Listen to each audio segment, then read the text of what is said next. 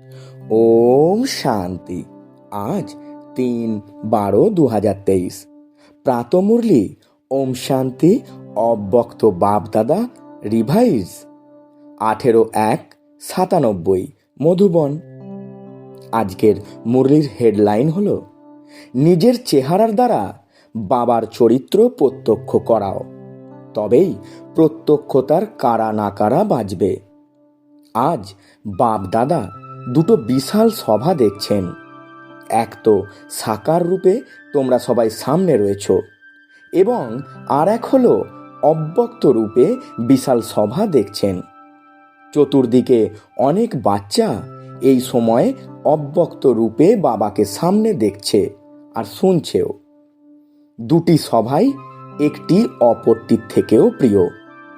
আজ সবার হৃদয়ে ব্রহ্মা বাবার বিশেষ স্মৃতি ইমার্জ রয়েছে, কেননা এই ড্রামাতে ব্রহ্মা বাবার বিশেষ পাঠ আছে। সবার ব্রহ্মা বাবার প্রতি হৃদয়ে স্নেহ আছে, কারণ ব্রহ্মা বাবারও প্রত্যেক বাচ্চার প্রতি গভীর প্রীতি রয়েছে। এখানে যেমন তোমরা বাচ্চারা সাকারে ব্রহ্মা বাবার গুণ আর কর্তব্য স্মরণ করো, ঠিক তেমনি ব্রহ্মা বাবাও তোমাদের অর্থাৎ সব বাচ্চাদের সমস্ত বিশেষত্বের সেবার গুণগান করেন। তাহলে ব্রহ্মা বাবার অব্যক্ত আওয়াজ তোমাদের সবার কাছে পৌঁছায়। তোমরা সবাই বিশেষ করে অমৃত বেলা থেকে নিয়ে যে মিষ্টি মধুর বার্তালাপ করো কিংবা মিষ্টি মিষ্টি অনুযোগও করে থাকো, সেসব শুনে ব্রহ্মা বাবা মৃদু মৃদু হাসতে থাকেন। আর কোন গুণগান গেয়ে থাকেন? বাহ, বাবাকে প্রত্যক্ষ করানো আমার হারানিধি আদরের বাচ্চারা, বাহ। ব্রহ্মা বাবা বাচ্চারা তোমাদের কাছে কি আশা রাখেন তা জানো তোমরা? বাবা এটাই চান যে আমার প্রত্যেক বাচ্চা তাদের নিজ মূর্তি দ্বারা বাবার চিত্র দেখাবে। মুখ আলাদা আলাদা হোক, কিন্তু সবার মুখমণ্ডলে বাবার চরিত্র যেন প্রতীয়মান হয়।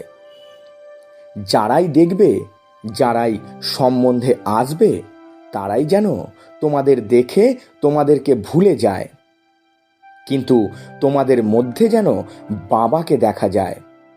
তখনই সময়ের সমাপ্তি হবে। সবার হৃদয় থেকে এই আওয়াজ বের হতে দাও, আমাদের বাবা এসে গেছেন। আমার বাবা কেবল ব্রহ্মা কুমারীদের বাবা না, আমার বাবা। যখন সবার হৃদয় থেকে আওয়াজ বের হবে যে আমার বাবা, তখনই এই আওয়াজ চতুর্দিকে কারা না কারার মতো গুঞ্জরিত হবে। সায়েন্সের যা কিছু সাধন আছে, সেই সমস্ত সাধনের মাধ্যমে এই কারা না কারা বাজতে থাকবে। আমার বাবা এসে গেছেন। এখন যা কিছুই করছো তোমরা খুব ভালো করছো আর করেছো, কিন্তু এখন সবার কারা না কারা একত্রে বাজতে হবে। যেখানে শুনবে একই আওয়াজ শুনবে, যার আসার ছিল এসে গেছেন। একে বলা হয়ে থাকে বাবার স্পষ্ট প্রত্যক্ষতা। এখন তোমাদের নাম প্রসিদ্ধ হয়েছে। প্রথম পদক্ষেপ নাম সামনে এসেছে যে ব্রহ্মা কুমার কুমারীরা সবাই ভালো কাজ করছে।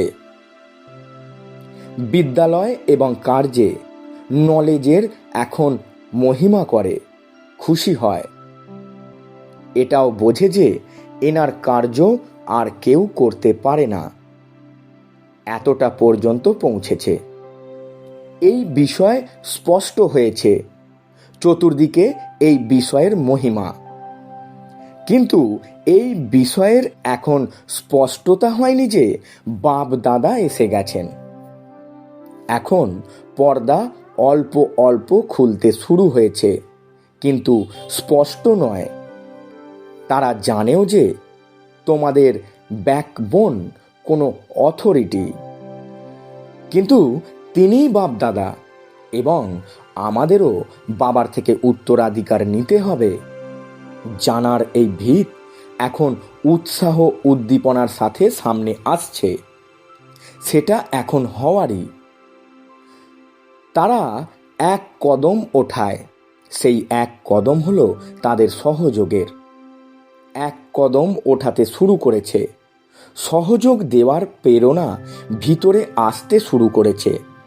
এখন দ্বিতীয় কদম হলো উত্তরাধিকার নেওয়ার উৎসাহ।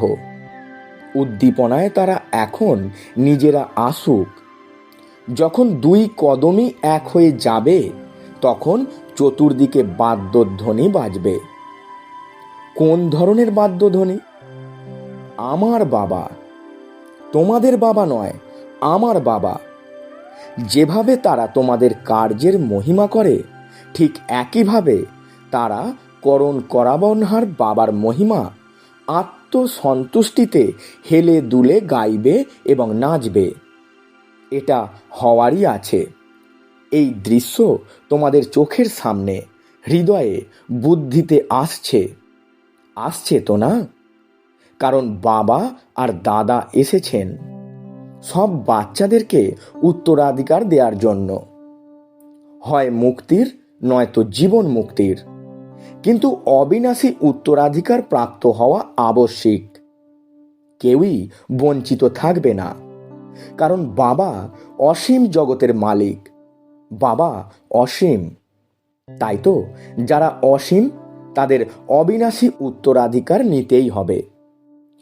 যদি যোগবল দ্বারা নিজের পাপ জন্ম জন্ম ধরে কাটাতে অপারগ থেকেছে, কিন্তু শুধু এটুকু জেনে নিয়েছে যে বাবা এসেছেন, তাহলেও কিছু না কিছু স্বীকৃতি দ্বারা নিজের অবিনাশী উত্তরাধিকারের অধিকারী হয়েই যাবে।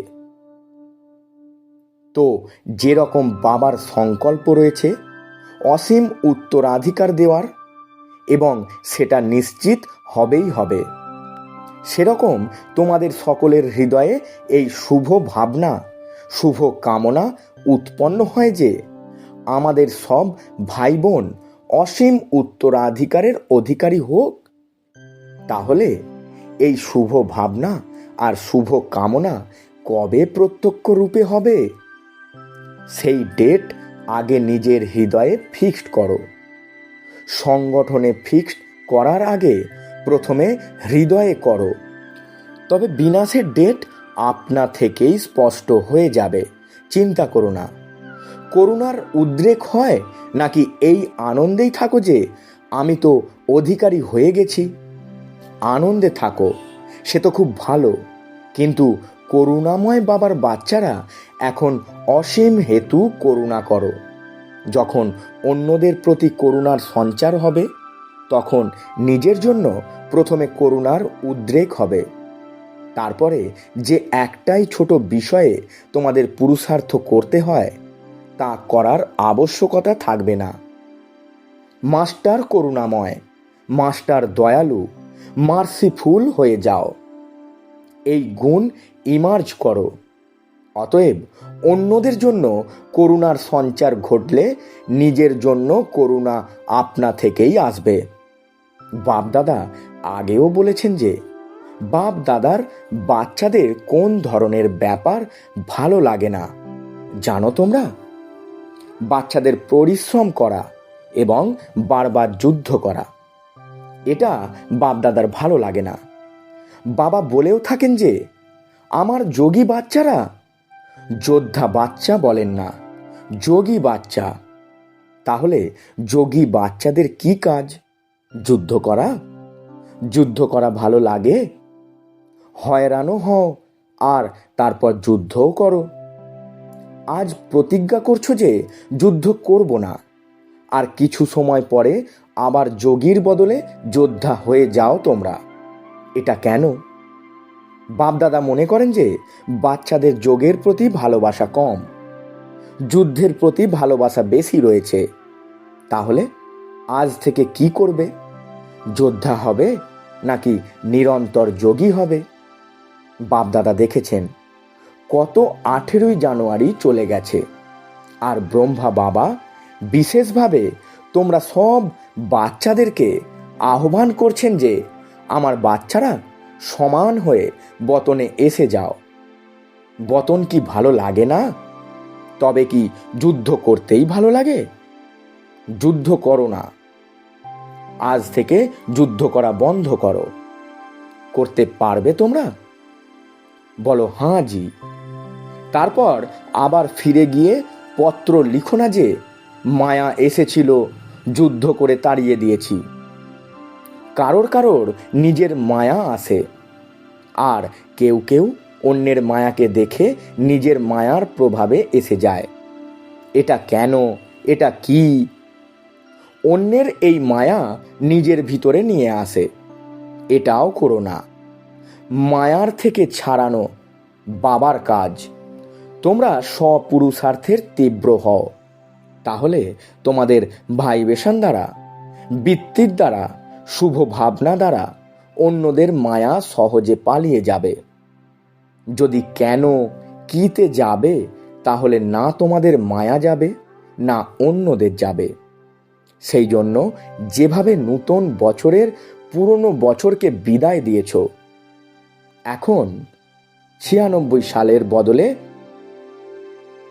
97 বলবে, তাই তো? যদি কেউ ভুল করে বলে দেয়, তো তোমরা বলবে 96 সাল নয়, 97 সাল। সেই রকমই আজ কেন, কি, এভাবে না ওভাবে, এই সমস্ত শব্দ বিদায় দিয়ে দাও। কোশ্চেন মার্ক করো না, বিন্দু লাগাও, নয়তো কোশ্চেন মার্ক শুরু হয়ে যাবে আর ব্যর্থের খাতা আরম্ভ হয়ে যাবে। আর যখন ব্যর্থের খাতা আরম্ভ হয়ে যায়, তখন শক্তি সমাপ্ত হয়ে যায়। আর যেখানে শক্তি সমাপ্ত হলো, সেখানে মায়া বিভিন্ন রূপে, বিভিন্ন সার্কামস্টান্স দ্বারা নিজের গ্রাহক বানিয়ে দেয়। মানে পরিস্থিতির দ্বারা নিজের গ্রাহক বানিয়ে দেবে। তারপরে কি হও, যোগী নাকি যোদ্ধা? যোদ্ধা হয়েও না। পাক্কা প্রমিস করেছো, নাকি বাপ দাদা বললেন তাই হ্যাঁ করছো? পাক্কা করেছো? যখন বাইরে নিজের দেশে যাবে, তখন কাঁচা হবে? শক্তি সমূহ কি বলে, হবে নাকি না? সবাই হ্যাঁ করে না। মানছি তোমাদের নিজের মধ্যে অল্প সন্দেহ রয়েছে। সবাই হাঁজি বলছো। দেখো টিভিতে ফটো বের হচ্ছে। পরে বাপ দাদা টিভির ক্যাসেট পাঠাবেন, কারণ বাবার প্রত্যেক বাচ্চার সাথে নূতন হোক বা পুরানো, কিন্তু যে হৃদয় থেকে বলেছে আমার বাবা, শুধু বলেনি বরং মেনেছে এবং মেনে এগিয়ে চলছে, সেই একের সাথে বাবার হৃদয়ের অনুরাগ রয়েছে। শুধু কথায় অনুরাগ নয়। বাপদাদা অনেক বাচ্চাদের নানা রকমের খেলা দেখতে থাকেন। আজকে বলবে বাবা, ও আমার বাবা, ও মিষ্টি বাবা। কি বলবো আর কি না বলবো, তুমি হলে আমার জগৎ। অত্যন্ত মিষ্টি মিষ্টি কথাবার্তা বলতে থাকে।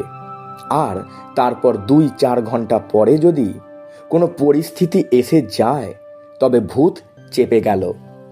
পরিস্থিতি আসে না, ভূত চলে আসে। বাপদাদার কাছে সকলের সেই চিত্র আছে, যখন ভূত চাপে। দেখো, ভূতনাথ নামের একটা সারণিকও রয়েছে। সুতরাং বাপদাদা ভূতেদেরকেও দেখতে থাকেন। কোথা থেকে এলো, কি করে এলো, তারপর কি করে তাড়ালো, এই খেলা দেখতে থাকেন। কেউ কেউ তো ঘাবড়ে গিয়ে হতদমনও হয়ে পড়ে। তারপর বাপ দাদার এই শুভ সংকল্পই আসে যে একে কারোর দ্বারা সঞ্জীবনী বুটি খাইয়ে সুরজিৎ করার। কিন্তু তারা মূর্ছাতে এতটাই ডুবে থাকে যে সঞ্জীবনী বুটির দিকে ফিরেও তাকায় না। এই রকম করবে না। পুরো হুঁশ হারিয়ে ফেলবে না। একটু হুঁশ রাখো। একটুও যদি হুঁশ থাকে তবে তো বেঁচে যাবে। বাপদাদা আগেও বলছেন যে এই ফাইনাল পড়াশোনাতে প্রতিটি বাচ্চাকে 3 সার্টিফিকেট নিতে হবে। এক হলো নিজের প্রতি সন্তুষ্ট, এই সার্টিফিকেট।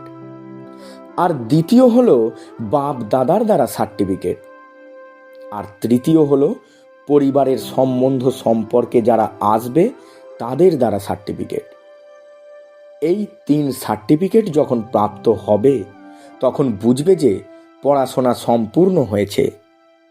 এই রকম ভেবো না যে বাপ দাদা তো আমার প্রতি সন্তুষ্ট, কিন্তু 3টি সার্টিফিকেটই চাই, একটি হলে চলবে না। তো চেক করো 3 সার্টিফিকেটের মধ্যে কটি সার্টিফিকেট পেয়েছি।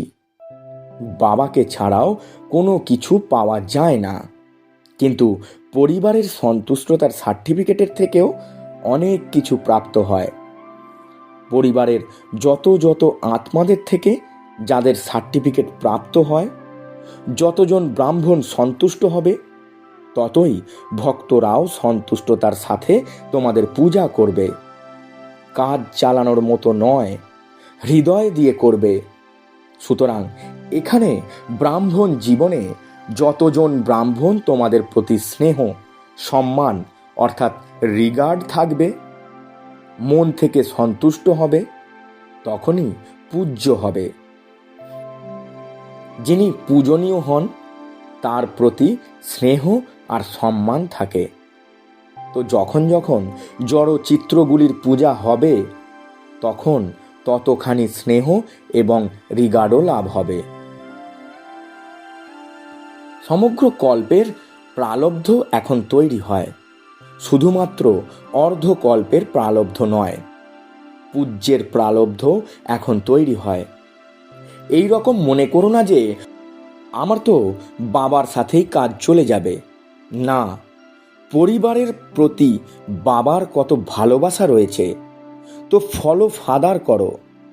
ব্রহ্মা বাবাকে দেখো, যেই ধরনেরই বাচ্চা হোক না কেন, শিক্ষা প্রদাতা হয়ে শিক্ষাও প্রদান করতেন, কিন্তু শিক্ষার সাথে সাথে তার প্রতি আন্তরিক স্নেহ রাখতেন। আর এই ভালোবাসা কোনো বাহুর বন্ধন নয়।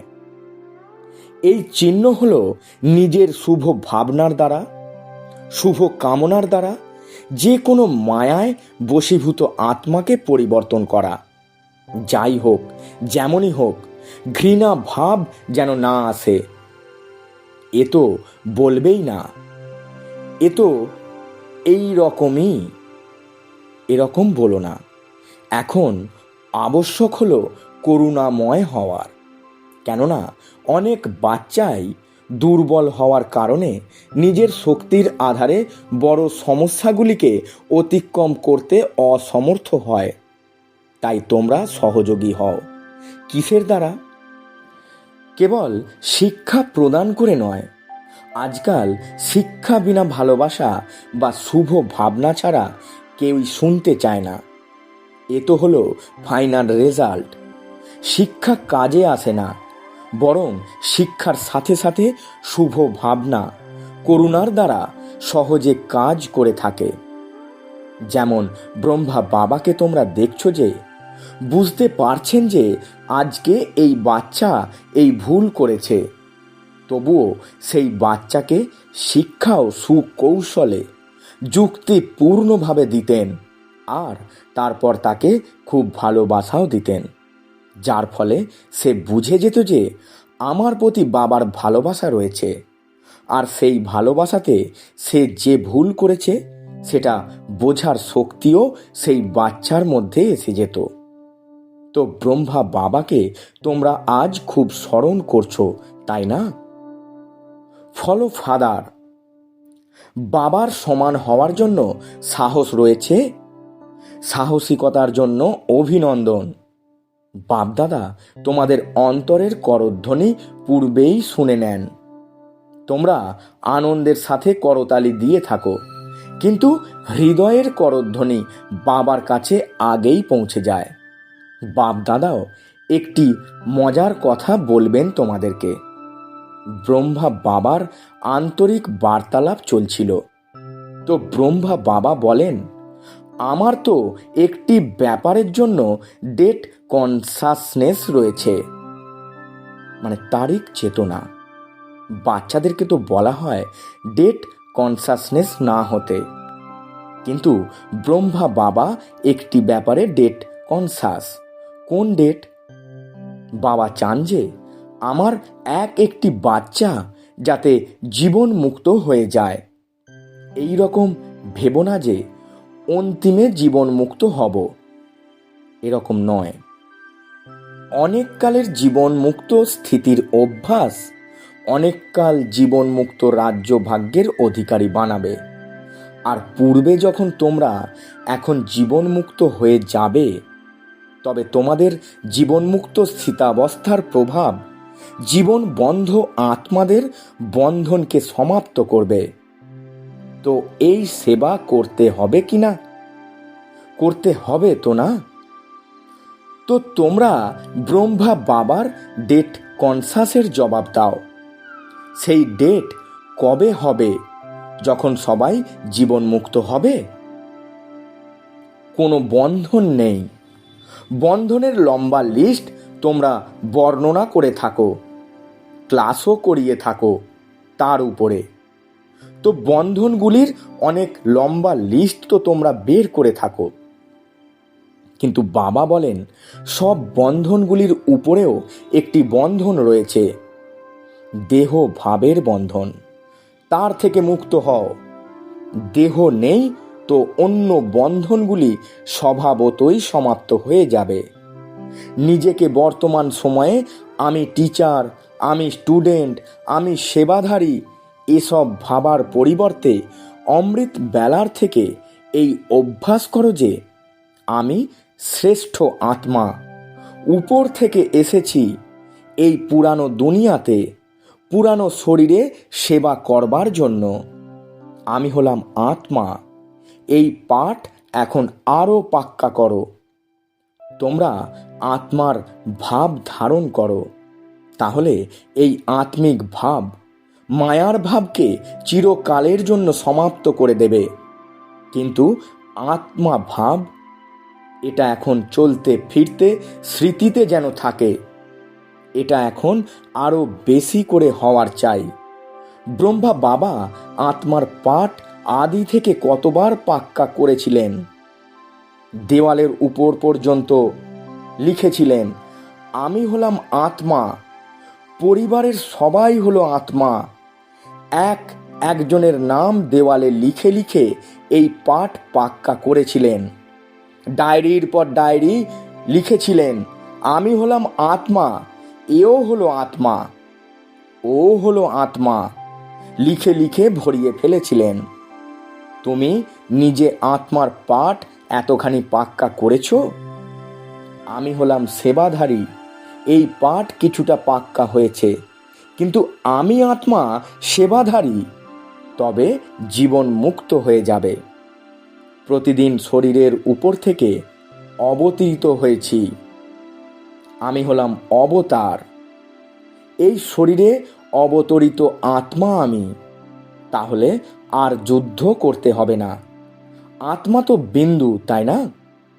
তাহলে সব কথা বা পরিস্থিতি বিন্দু হয়ে যাবে। কেমন আত্মা? প্রতিদিন একটি নতুন নতুন টাইটেল স্মৃতিতে রাখো। তোমাদের কাছে তো অনেক অনেক টাইটেলের লিস্ট আছে, তাই না? প্রতিদিন নতুন একটি টাইটেল স্মৃতিতে রাখো যে আমি হলাম এই রকম শ্রেষ্ঠ আত্মা। এটা সহজ নাকি কঠিন? আত্মা বিন্দু রূপে থাকবে, তবে ড্রামা বিন্দুও কাজে আসবে, আর সমস্যাগুলিতেও সেকেন্ডে বিন্দু লাগাতে পারবে, আর বিন্দু হয়ে পরমধামে বিন্দু চলে যাবে। যেতে হবে নাকি সরাসরি স্বর্গে চলে যাবে? কোথায় যাবে? প্রথমে গৃহে যাবে নাকি রাজত্বে যাবে? বাবার সাথে পরমধাম ঘর পর্যন্ত যেতে হবে, তাই না? নাকি সোজা রাজত্বে চলে যাবে? বাবাকে জিজ্ঞাসাও করবে না? তো বিন্দু বাবার সাথে বিন্দু হয়ে আগে পরমধাম ঘরে যেতে হবে। এমনি রাজত্বে যাওয়ার পাসপোর্ট পাওয়া যাবে না। পরমধাম থেকে রাজধানীতে যাওয়ার পাসপোর্ট অটোমেটিক পেয়ে যাবে। কাউকে হাতে তুলে দেবার দরকার হবে না। যত নিকটে থাকবে সেই অনুযায়ী নম্বর অনুসারে পরমধাম থেকে রাজত্বে আসবে। পরমধাম থেকে প্রথম কোন আত্মা যাবে? কার সাথে যাবে? ব্রহ্মা বাবার সাথে যাবে। রাজত্বেও সকলে একসাথে যাবে নাকি দ্বিতীয় তৃতীয় জন্মে আসবে? যেতে চাও তো না? ভালোবাসা আছে না? ব্রহ্মা বাবাকে ছেড়ে যাবে না তো? সাথে যাবে তো? বাপ দাদা ডেট বলবেন নাকি বলবেন না? বাপ দাদা তো বলছেন এখনই হও। তবে বাবাও ডেট কনসাস থেকে সরে আসবেন। দেখো, ব্রহ্মা বাবা কি কালকের জন্য অপেক্ষা করেছিলেন? তৎক্ষণাৎ করা দানই মহাপুণ্য। তীব্র পুরুষার্থ করেছিলেন, কালকের অপেক্ষা করেননি যে কাল কি হবে, পরিবার কি করে চলবে। আজকে যা হচ্ছে ভালোই হচ্ছে, আর কালকে যা হবে সেও খুব ভালো হবে। তবেই তো তৎক্ষণাৎ করা দানে মহাপুণ্য। ফলস্বরূপ প্রথম নম্বর মহান হলেন। এখন বাচ্চাদেরকে তৎক্ষণাৎ মহাদানী হওয়া উচিত। সংকল্প করলে আর তৎক্ষণাৎ দান মহাবলী হও। যখন হাত তুলতে বলা হবে যে ফার্স্ট ডিভিশনে কে কে যাবে, তখন সবাই হাত তোলে। এখনো হাত তুলতে বললে সবাই হাত তুলবে। বাপদাদা জানেন যে কেউ হাত নিচে করবে না। প্রথম ডিভিশনে যদি আসবে, তবে প্রথম নম্বরে যে তাকে তো ফলো করো। ফলো করা সহজ। ব্যাস, ব্রহ্মা বাবার কদমে কদম রাখো, কপি করো। কপি করতে জানো নাকি জানো না? ফলো করতে জানো? তাহলে ফলো করো, তবে আর কি। আচ্ছা, এখনই এখানে সবাই যারা বসে আছো, এক সেকেন্ডে অশরীরী আত্মিক স্থিতিতে স্থিত হয়ে যাও। শরীরের বোধে এসো না। আত্মা পরম আত্মার সাথে মিলিত হচ্ছে। বাপদাদা ড্রিল করালেন। এই রকম অভ্যাস বারে বারে কর্ম করতে থাকো। সুইচ অন করলে আর সেকেন্ডে অশরীরী হও। এই অভ্যাস কর্মতীত স্থিতির অনুভব করাবে। চতুর্দিকের সমর্থ আত্মাদেরকে, সর্বদা বাপদাদাকে ফলো করে থাকা সহজ পুরুষার্থী বাচ্চাদেরকে, সদা এক বাবা, একাগ্র বুদ্ধি, একরস স্থিতিতে স্থিত থাকা, বিন্দু হয়ে বিন্দু বাবার সাথে ফিরে যাবে। এই রকম বাবার স্নেহী, সহযোগী, সেবাধারী সকল বাচ্চাদেরকে বাপদাদার স্মরণে স্নেহ সুমনার নমস্কার। আমরা আত্মারূপী বাচ্চারা আমাদের আত্মারূপী মাতা পিতা বাপ দাদাকে জানাই স্মরণে স্নেহ সুমনার সুপ্রভাত এবং শত কোটি নমস্কার। বরদান: অবিনাশী সোহাগ আর ভাগ্যের তিলকধারী তথা ভবিষ্যতের রাজ্য তিলকধারী ভব। ব্যাখ্যায় বাবা বলছেন, সঙ্গম যুগে দেবতার সোহাগ আর পরম আত্ম বা ঈশ্বরীয় সন্তানের ভাগ্যের তিলক প্রাপ্ত হয়ে থাকে। যদি এই সোহাগ আর ভাগ্যের তিলক অবিনাশী থাকে, মায়া এই তিলককে মুছে দেয় না। তো এখনকার সোহাগ আর ভাগ্যের তিলকধারীও ভবিষ্যতের রাজ্য তিলকধারী হয়ে থাকে। প্রত্যেক জন্মে রাজ্য তিলকের উৎসব হয়ে থাকে। রাজার সাথে রয়্যাল ফ্যামিলিরও তিলক দিবস পালন করা হয়ে থাকে। স্লোগান: সর্বদা একের স্নেহে সমাহিত থাকো, তবে এই ভালোবাসা পরিশ্রমের অবসান ঘটাবে।